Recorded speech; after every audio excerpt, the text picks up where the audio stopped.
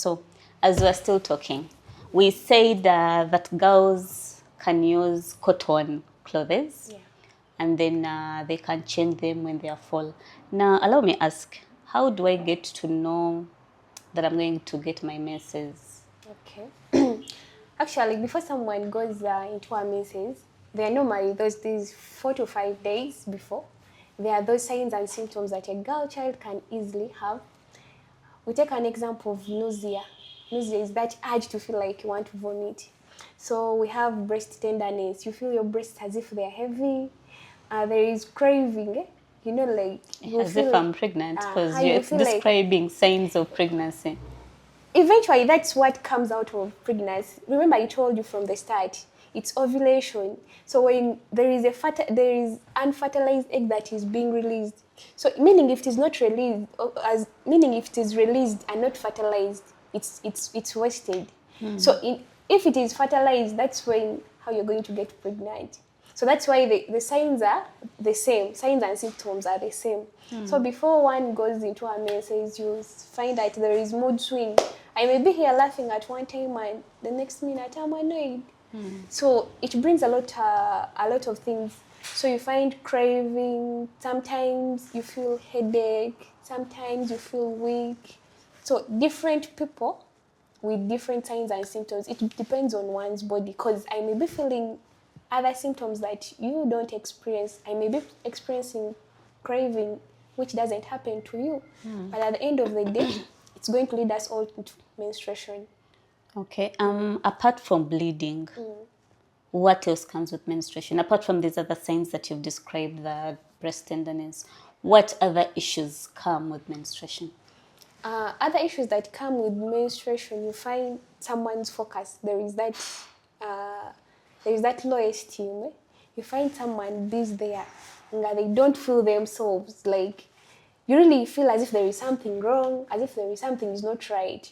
Why? It's because the hormones that are in your body are trying to signify something that is coming. So, in other words, the body is literally preparing for what is coming before the bleeding does what? Occurs. So we have a lot of hormones. We have the follicle stimulating hormones, the estrogen, the progesterone. So at the start, they all have an interactive session. So the end result is what gives which hormones are going to dominate when you get pregnant. Because at this point, there are some people that have high libido. Someone feels like should stay with a man. So this is whereby someone comes and stays with a man. This is why some people, I'll take you the other side, some people have unprotected sex and comes and takes maybe these contraceptives. Says, I took a contraceptive but it didn't work for me. Do you know why? She took it when she's in ovulation. Literally, they don't work out when someone is in ovulation. So we have to educate these children or these girls about also the ovulating part. Fine, it could be that you feel like staying with a man, but there are some things you should do or should put in mind. If I go with this man, I'm going to get pregnant. You're going to get pregnant and you're going to drop out of school. You're going to get pregnant, others may have the chance, but it takes you backward. So you find instead of finishing with your colleagues, you have to finish like 6 months, exclusive breastfeeding, almost a year, your mother to child bond. So these things come along. So you've talked about people having sex. So what are the dangers of me having sex when I'm in my periods? The dangers of having sex when you're in your period, one, you're likely to get, we call them reproductive related illnesses like PID. I talked of a PID. So here the pelvis is inflamed. So you get what we call pelvic inflammatory disease. Then two, that blood is supposed to come out. But if you keep piling it or if you leave it, if you don't allow it to come out, you may end up getting what we call these polycystic ovarian syndromes, because it's going to cause blockage. You're not allowing what is supposed to be a wastage to come out. So you will get health-related issues like that. It even risks one to get cervical cancer. Remember, the cervix, you're already dilating the cervix. whatever action is taking place is you're interrupting the service from doing its work. So the men should note what the nurse has said, because you find most women complaining that even when they're in their menses, their husbands will still want to enjoy. Actually, I've got incidences whereby someone tells you having sex during your menstruation can prevent cramps, but I don't think that's right. Because remember, that cramps could be as a result of maybe there is blockage. So blood is trying to get its way out. But because there is blockage, there is stiffness that is happening. It is fighting to come out. So most people say that when you have sex, you get relief. But you're predisposing yourself to other related reproductive diseases. Yeah, you've talked about cramps. I believe it's one of the other things that come with. Could you elaborate more about it? Because you find so many women crying, some are even hospitalized, and you ask, and they're, what are really cramps? Our men would love to understand, and also young children need to understand that maybe cramps is this kind of pain that I feel when in my periods, or what exactly are cramps according to the medical point of view? Basically, these cramps are just pain during menstruation. As I told you, it could be as a result of blocked fallopian tubes. So blood is trying to come out, but the path is narrow. So at the end of the day, when you feel the body stretching, it normally brings about pain. That's why we tell you one of the ways to avoid cramps or to manage cramps is, one, you can use warm compress. You get a clean towel, get warm water. You can pass it on your abdomen. Does it really help? Yeah, it helps. It relieves. We can use hot water bottles. You get water, put it in a bottle. Slightly warm, it should not be hot. You pass it around. Remember, when you pass it around, there is a way that blood is being released. There is an easy passage. So the other thing is we can also use painkillers, but we don't advise overuse of painkillers. In case it persists, then you can see a medical personnel. When you see a medical personnel, basically they can send you for a scan and see what's happening, because scan is the only thing that can show us what's happening in your pelvis or in your reproductive area. And I think people need to understand more about these cramps, because you find when a girl complains of my stomach is paining, I can't attend class, most people tend to take it like you're lazy, you're just pretending. So I think it's a major issue because so many people get affected by cramps. Maybe to take you off, they tell us that when you give birth, you no longer get cramps. Is that true? I don't think, especially if it is being contributed by an underlying condition, it won't be true. Because some people give birth and they still have that normal pain. Some people, after even giving birth, will tell you,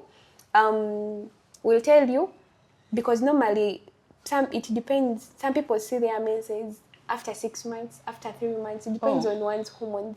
We have got cases that someone comes and tells you, I've already started seeing my menses, I want family planning. It happens because they don't do what they are being told in the hospital. Because I tell you, exclusively breastfeed for 6 months. Why? Breastfeeding is a method of family planning. That's why you find people who skip, has breastfed in the morning, takes 10 hours, 6 hours, is off work, comes back and breastfeeds. That's why when they tell you, they hear scenarios saying, musawo yangambye inti wenyoza omwana sijafuna lubuto naye ndufunye. Why? They are skipping intervals. Yes. You're supposed to exclusively, you should not hear your baby cry, you should not hear your baby starve. Every time you feel like breastfeeding, give the breast. They recommend every after 2 hours. Even the 2 hours are much. You find others, they don't want really to hear a sound of a baby crying. Yeah. So when you use it appropriately, it works for you. But if you don't use it appropriately, it won't work. And you keep on blaming and you keep on misleading others that what they tell you in the hospital, it doesn't work. These are theories that have been approved and we found them. They have worked for others. Why is it not working for you? Meaning you're not following the same steps that we were told you to do. Because someone documented something, they first give it trials. Yeah, they give it trials, they do research. So at the end of the day, they publish it. And then, okay, there's also this scenario that I've seen where girls faint.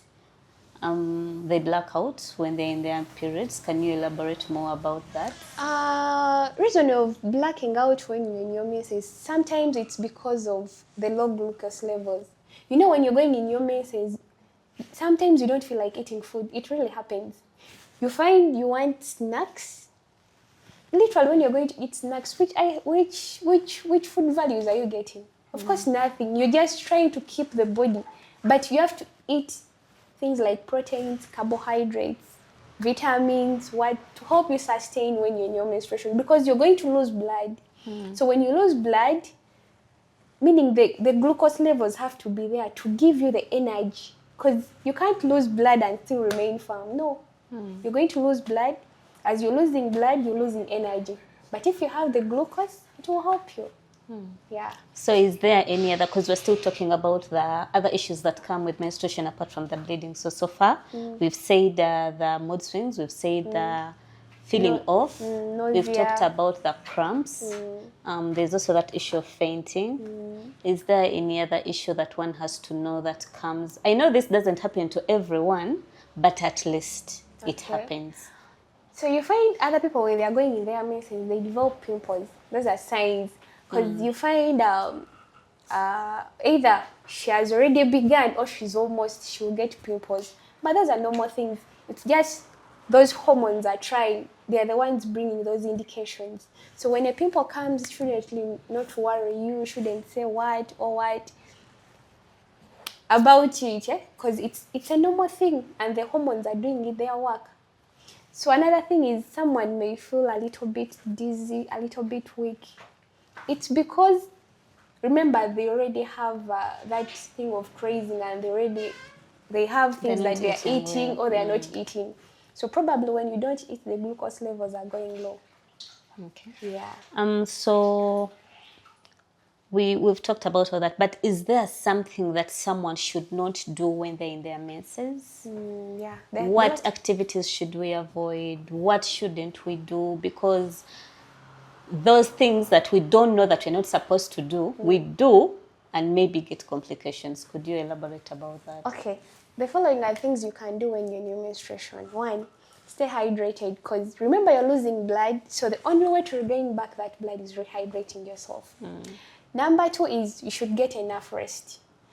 When you're in your menses, you shouldn't overwork, because the more you overwork, the more you're exhausting the body. Remember, the body is already losing. So when add on work, it's going to be an overload to the body. To the body. Yeah. 3, we should always use comfortable products for ourselves when we're in our menses. Take an example, as I told you, cotton.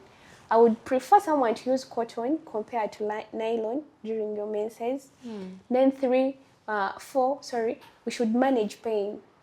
Management of pain is important, because this is an extent where someone is even admitted over something that is slight that can be done.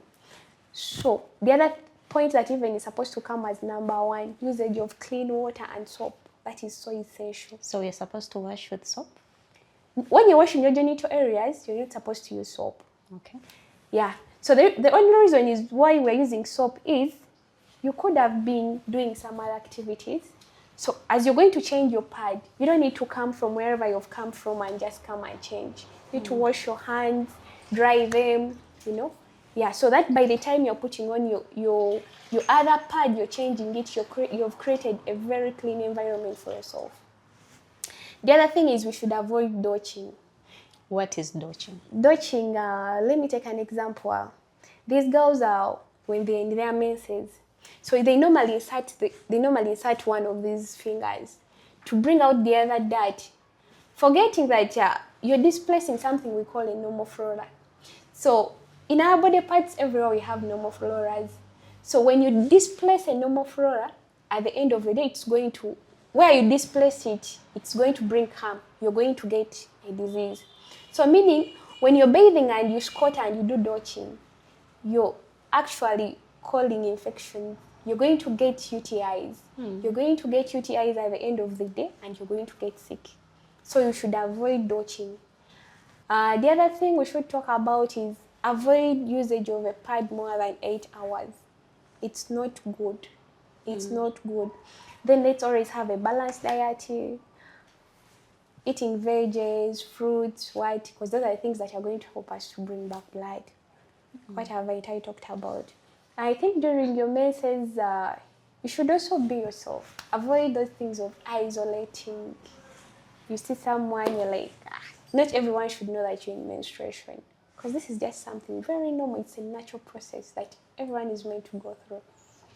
For a person who is using reusable pads or the cotton cloth, how am I supposed to take care of that cloth? Because I understand if I don't maintain it properly, it can cause serious injuries to me. So how exactly can I, now for instance, I'm at school, my cloth is full. How am I supposed to preserve it until I go back home? Because I'm not going to wash it from school or the reusable pad. How am I supposed to take care of it? How am I supposed to dispose it of in case I'm disposing it off? Can you elaborate more about that? Okay, what we normally recommend for those using clothes, when you after using that cloth, what you can do is, remember when you put it when it is dirty, it's going to sting. So what you do, you can move with a small polythene bag, wrap it in, or you can go to, in case you have sinks, you can wash off that blood and keep after washing off the blood, you can keep that piece of cloth till you reach home. So we normally advise that when someone is done with their menstruation, because this washing of I've gone to bathe, you don't wash knickers thoroughly. So we always advise you soak them. Get a small bucket, soak your knickers, soak the reusable pads. After soaking them, wash them thoroughly. After washing them, spread them in the sun. Because when you spread them in the sun, some of the microorganisms are going to die. But they completely die after ironing. That's why we advise, after using your cloth, you've washed it, you've soaked it, you've washed it, the next time before you put it on, you're allowed to iron. So when you iron, it's already sterile, it's already clean for the next use. Yeah. Okay, thank you so much. I think now the person viewing, whether for you from the town or you're deep down in the village, at least now you know, you have the basic knowledge on what to do when you're in your menses. We have said you have to get proper sanitation, and that we mean you use pads or you can use a reusable cloth, but make sure you clean that cloth properly. And maybe to add on what the nurse has said, when you're in your menses, make sure you visit clean toilets to avoid infections, because when you're in your menstrual periods, that place is so vulnerable. It's prone to so many infections. So you have to make sure you look out on where to go to ease yourself, and make sure you keep hygiene. Thank you. Let's take a commercial break. See you after the break.